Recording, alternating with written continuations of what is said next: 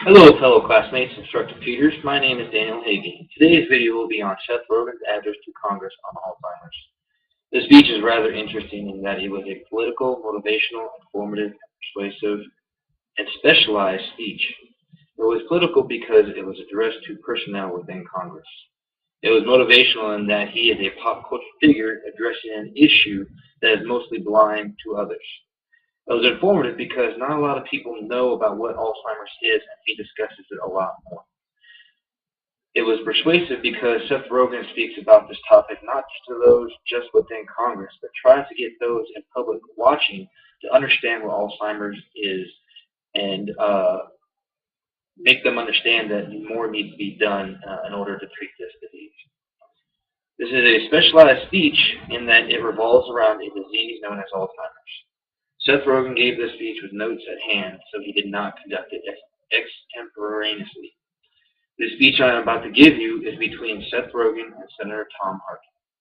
I will identify the speakers by name prior to each of their comments.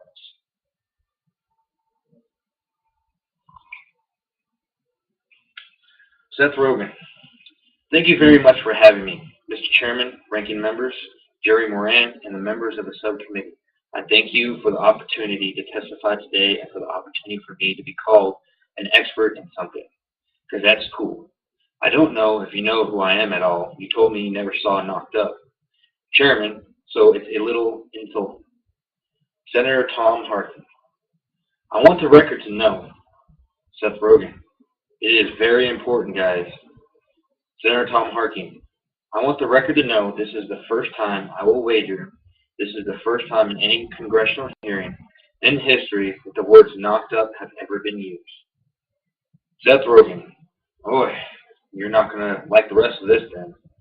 First, I should answer the question I assume many of you are asking. Yes, I'm aware this has nothing to do with the legalization of marijuana. In fact, if you can believe it, this concerns something that I find even more important. I started dating my wife Lauren 9 years ago when her mother was almost 54 years old. The first time I met her parents, being the mensch that I am, I was excited to spend time with them and make Lauren think I was the type of guy she should continue dating. It was this trip, the first time I met my now mother-in-law, that Lauren first admitted to herself and then to me that something was off with her mother. I guess the clues were, unfortunately, easy to spot since both Lauren's mother's parents had Alzheimer's disease. Soon after this trip, at 55 years old, Lauren's mother was diagnosed with early onset Alzheimer's. Now, at this point, my impression of Alzheimer's probably was, I assume most people's impression is, I thought it was something only like really, really old people got it. And I thought the way the disease primarily showed itself was in the form of forgotten keys, wearing mismatched shoes, and being asked the same question over and over and over again. This period, which was the only way I'd seen Alzheimer's displayed in movies or television, lasted a few years for Lauren's mom. After that, however, is when I saw the real ugly truth of the disease. After forgetting who she and her loved ones were, my mother-in-law, a teacher for 35 years, then forgot how to speak, feed herself, dress herself, and go to the bathroom herself, all by the age of 60. Lauren's father and a team of caregivers dedicated their lives to letting my mother-in-law be as comfortable as she can be. They would love to do more, but can't because, as you've heard, unlike any of the other top 10 causes of death in America, there's no way to prevent, cure, or even slow the progression of Alzheimer's disease. Another thing I didn't realize until I was personally affected was the shame and stigma associated with the disease. It was before I was born, but I'm told of a time when cancer had a stigma that people were ashamed by. Celebrities and other public figures that were stricken would hide rather than be voices of hopes for people in similar situations. And although it's turning, this is currently where we are largely at with Alzheimer's disease, it seems like. And it's because of this lack of hope and shameful stigma that my wife, some friends, and myself decided to actually try and do something to change the situation. We started Hilarity for Charity. Hilarity for Charity is a fund we have as part of the Alzheimer's Association, to raise money to help families struggling with Alzheimer's and support cutting-edge research. That's right, the situation is so dire that it caused me, a lazy, self-involved, generally self-medicated man-child, to start an entire charity organization.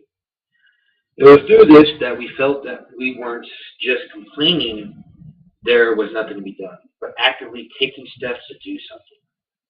Instead of being disappointed that young people were so misinformed about the reality of the disease, we started to educate them. We recently started a college program that allows university students to hold their own Hilarious for Charity events in the months since it started. 18 schools nationwide have signed up to hold events. The fact that we actually got college students to stop playing video games and volunteer their time is a huge accomplishment, especially considered both Xbox One and PlayStation 4 came out this year. I'm sure these people know what I'm talking about. I came here today for a few reasons. One, I'm a huge House of Cards fan. Just marathon the whole thing. Had to be here. Two, is to say people need more help. I've personally seen the massive amount of financial strain this disease causes, and if the American people ever decide to reject genitalia-driven comedy, I will no longer be able to afford it. Please don't. Therefore, I can't begin to imagine how people with more limited incomes are dealing with this. As you've also heard, studies show that Alzheimer's and related dementia is the most costly condition in the United States. Yes, it's more costly than heart disease in a country where for $1.29 you can get a taco made out of Doritos. They're delicious, but they're not healthy. While deaths from other major diseases like heart diseases, HIV, and strokes continue to decline, deaths from Alzheimer's have increased almost 70% in the last 15 years. Over 5 million Americans have Alzheimer's, and at this rate, in 35 years, as many as 16 million will have the same disease. The third reason I'm here simply is to show people that they're not alone. So few people share their personal story, so few people have something to relate to. I know that if me and my wife saw someone like me talking about this, it would probably make us feel a little less alone.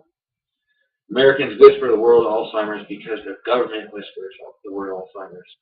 And although a whisper is better than silence that the Alzheimer's community has been facing for decades, it's still not enough.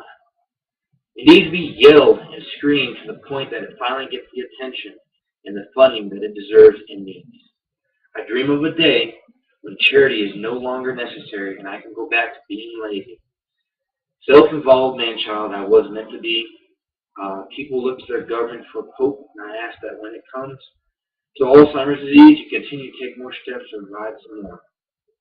I would like to thank the committee again for the opportunity to share my story and to voice my wholehearted support for the continuing work that pursues a cure for Alzheimer's disease.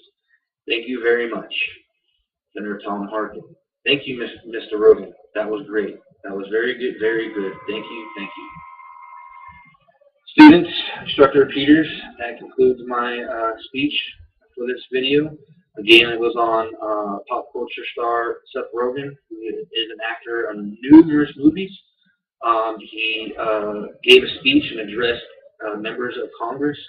And when I say members of Congress, there was only 2 that showed up, which shows how important our government really views this topic.